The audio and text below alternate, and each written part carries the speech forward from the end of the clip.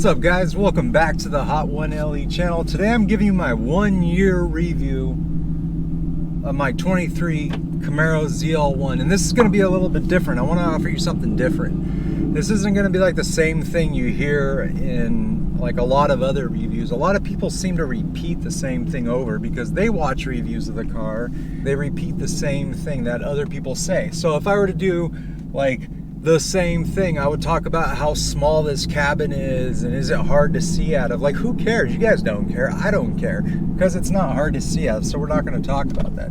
We're not going to talk about repeat ideas and repeat comments and repeat things, because that's not what an ownership experience is about. It's about these unique things and the small details that makes ownership of the car a little bit more unique. This is a very tight street.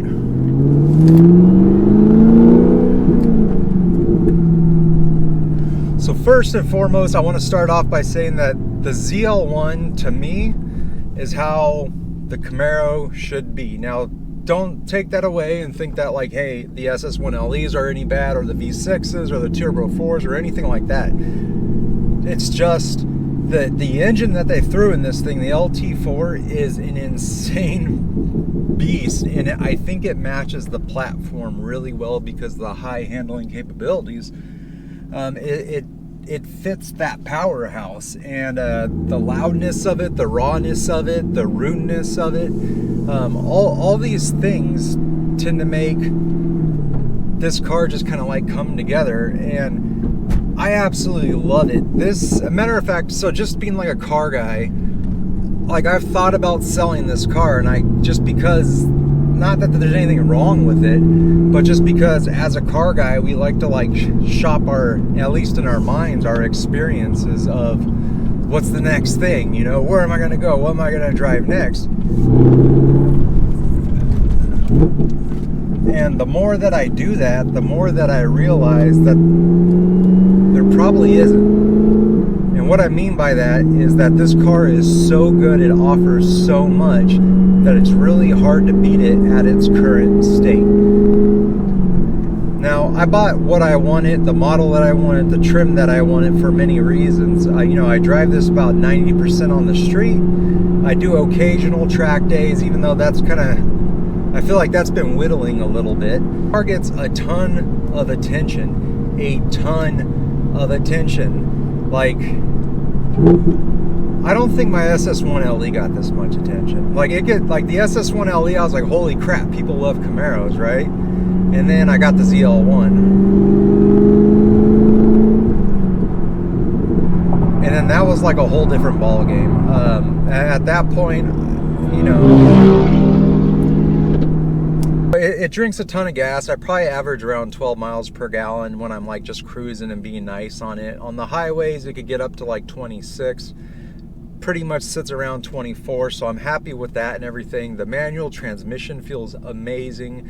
The power band is strong, of course, across the board. Now, some people say, is it too much power for the street?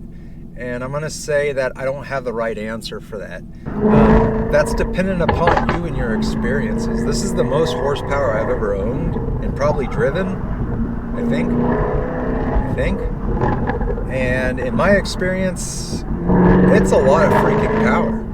It's a lot of power, and on smaller tracks, you kind of get blue balls a little bit. And I don't really got a problem with that. I'll just drive on bigger tracks. I love taking this thing to Big Willow. It's a high horsepower course. You gotta ring it out a few times in the track, and yeah, it feels awesome. You go to like Streets of Willow, and like you're cutting off after a gear pull because the thing's so strong. Or you race somebody. I've raced like a Lamborghini. It's like a C8 Corvette, and a bunch of other cars, a Hellcat, and you do like 1 or 2 gear pulls and you're done because you're going so fast. And that's not to say there's anything wrong with that, it's just what it is, and you're flying by that time, right? I love it though. It's probably everything I want it to be in that regard. We're coming up on a cop here. We're just gonna roll down the window a little bit. So if you're gonna ask me, is it too much power for the street? My answer is gonna be no, but it depends on you. And is it excessive power? Yeah, of course it's excessive power. That's why I bought it. I mean, you can argue anything over 250 horsepower is excessive if the car is wide enough. I'll tell you that that's not true, but you can argue that. I could say that 500 is a sweet spot, but I could argue that that's not right either.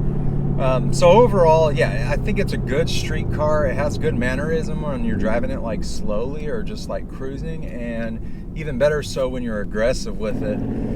Getting on the freeways, I tend to get on the freeways quite aggressively, or if I need to pass a car, I tend to do that pretty aggressively. Having the AWE Touring, the exhaust is insanely loud.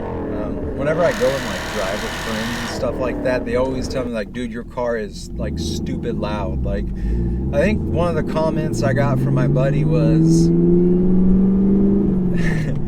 other drivers must feel like weak in your presence when you get on it like that, because it's so loud, it's so mean, it's so deep and heavy, and it's just like eating, right? And I think that's what I want out of a car, and the ZL1's going to give you that. The SS, I think, did it too. So there's the LT1's a great engine. You know, you put on an exhaust, it's loud as hell, but there's something about the ZL1. It's a little bit deeper, it's a little bit more aggressive. I don't know what it is. Maybe it's just the whole thing in its essence, but it's amazing. Problems. So I've had a little bit of problems. One of the problems I had was the rear diff bushings were making a really loud squealing noise. This has happened on my 1SS1LE, my buddy's 1SS1LE. I found threads about it on the forums, kind of searching and trying to do my own research. I brought it to the dealership. We couldn't replicate it, of course. So what I did is I ended up cleaning around the bushings with some brake cleaner. And then when I got done with that, I used GM Super Lube. It's AC Delco, and that was by the recommendation of a GM tech that I'm aware of.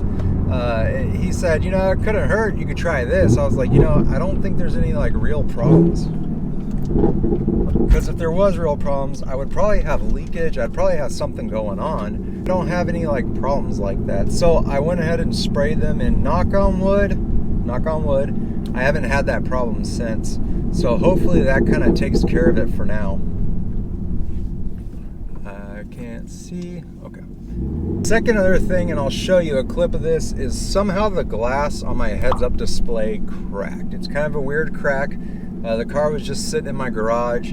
Possible I caused it while cleaning up there. Pretty aware of stuff like that, so I don't think I did it. I guess it's possible. Nonetheless, I haven't replaced it yet because it doesn't really disrupt the view or the showing of the heads-up display. Found the heads-up display for like anywhere from like $100 to like $300 online, and I'm just gonna pick up a new one, take off the cover, bolt it in, and do it myself. It's not a big deal. I do have a little bit of a leak. It's nothing like you can see or find. I had the dealer pressure test it, and they found nothing wrong with it, of course. They pressure tested it cold, wouldn't pressure test it hot. When I went to go bring it in, show them like, hey, I'm topping it off at this rate. It's not super crazy, but it's there. They kind of just, the guy actually started bad mouthing me and going, well, what do you want me to do about it? Yeah, what do you think we're gonna do about it? And I was just like, whoa, dude, like calm down. I even told him like, hey, I'm not like, what? like what's wrong, dude? I just dropped it, and I'm just gonna fix it myself. And that's pretty much been my experience with GM in general, is the dealerships aren't gonna really do much unless you have like a complete failure or something actually like fully breaks, or it's super noticeable. They don't really want to do too much with it. They're not really interested in it. The dealership service is pretty bad, and I expect this across a lot of dealers. You know, I've had the Honda in for service for a certain thing once, and they fixed it the first time. It wasn't like roses and daisies, but they got it done the first time. It wasn't like pulling teeth out like it is with this car. Kind of GM in the whole. You guys can watch my other videos to see how it went with the 1SS1LE, where they basically messed up my clutch and then basically kind of just threw me out. That's been my experience, but overall I think I would still suggest buying one of these cars, because once the warranty runs out, it doesn't really matter, and little things can be fixed pretty cheap and easy. Everything offered is luxurious to the Camaro standard, and it's not over the top. It's not confusing, it's not too much. It's balanced. And that's what I like about this car. It's completely balanced. And you know, if you're looking at buying a ZL1, you got enough money for it, go out and buy one, because you're gonna love it probably just as much as I do.